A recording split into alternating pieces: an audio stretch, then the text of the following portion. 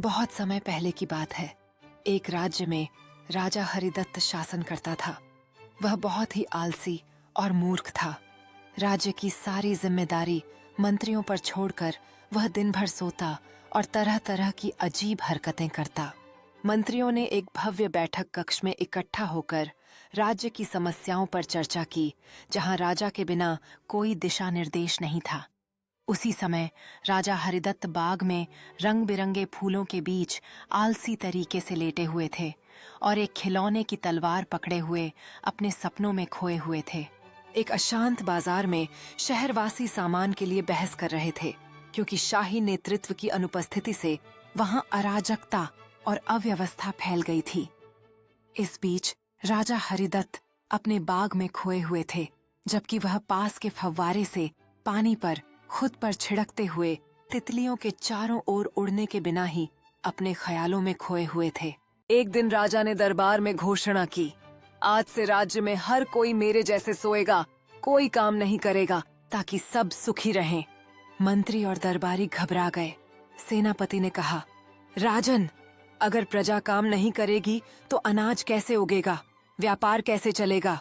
राजा बोला, मूर्ख मत बनो, अनाज खुद उगेगा, व्यापार खुद चलेगा, तुम लोग बस आराम करो।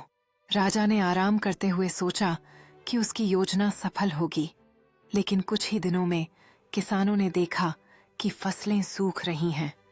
व्यापार में कोई हलचल नहीं थी और सब चुपचाप अपने अपने कामों को छोड़ चुके थे। किसानों ने एकत्र होकर अपनी चिंताओं को साझा किया कि फसलें खराब हो रही हैं। बाजार में सन्नाटा छाने लगा था। सब लोग अपने अपने काम छोड़कर राजा के आदेश का पालन कर रहे थे। किसानों ने एक बुद्धिमान साधु के पास जाकर मदद मांगी। उन्होंने कहा, राजा का आदेश पालन करते हुए हमारी फसलें मर रही हैं, हमें क्या करना चाहिए? राजा की मूर्खता से राज्य में हाहाकार मच गया। लोग भूख से मरने लगे। तब एक बुद्धिमान मंत्री चाणक्य दत्त ने राजा को सबक सिखाने की योजना बनाई। मंत्री ने महल में राजा के लिए शानदार भोज तैयार करवाया, लेकिन जैसे ही राजा खाने बैठा, वहां सिर्फ खाली थालियां रख दी गईं। राजा गुस्से में चिल्लाया, ये क्या मजाक है, खाना कहाँ है? चाणक्य दत्त ने शांति से उत्तर दिया, महाराज, यह मेरे द्वारा एक शिक्षा है कि जब आप अपने प्रजा की देखभाल नहीं करते तो वे आपकी सेवा भी नहीं करेंगे।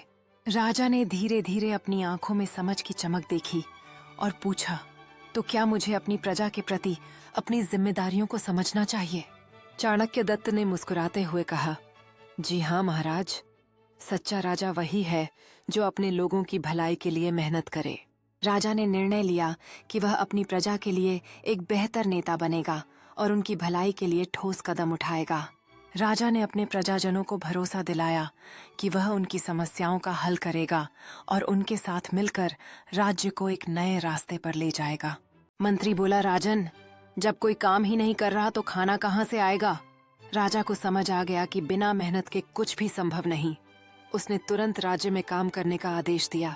राजा के आदेश के बाद राज्य के लोग काम पर जुट गए। खेतों में लोग मेहनत करने लगे, फसलें बोने और काटने के लिए तत्पर हो गए। कुछ ही समय बाद मेहनत के फलस्वरूप बाजार में हरियाली और खुशहाली छा गई। राजा राजन अपने लोगों की खुशी देखकर गर्व महसूस करने लगा। गांव वाले एक साथ मिलकर एक बड़ी मेज पर भोजन का आनंद ले रहे थे। बच्चों की हंसी और खुशी पूरे माहौल को महका रही थी। राजा राजन अपने लोगों को उत्साहित करते हुए उनके सामने खड़े हुए। उन्होंने उनकी मेहनत की सराहना की और आगे भी साथ मिलकर काम करने की प्रेरणा दी।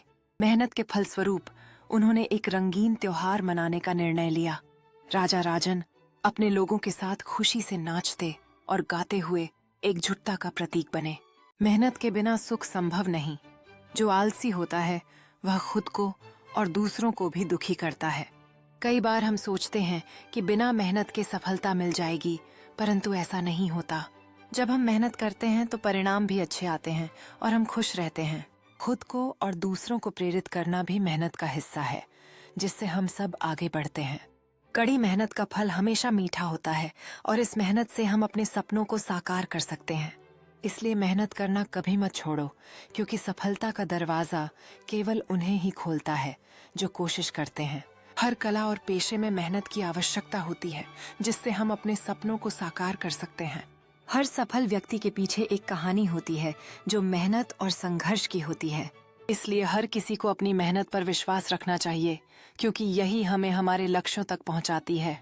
सपने साकार करने के लिए मेहनत की चाबी हमारे हाथ में होती है, जो हमें सफलता की ओर ले जाती है। सच्चे आनंद और सफलता का अनुभव उसी मेहनत के बाद होता है जो हमने अपने लक्ष्य को पाने में लगाई होती है।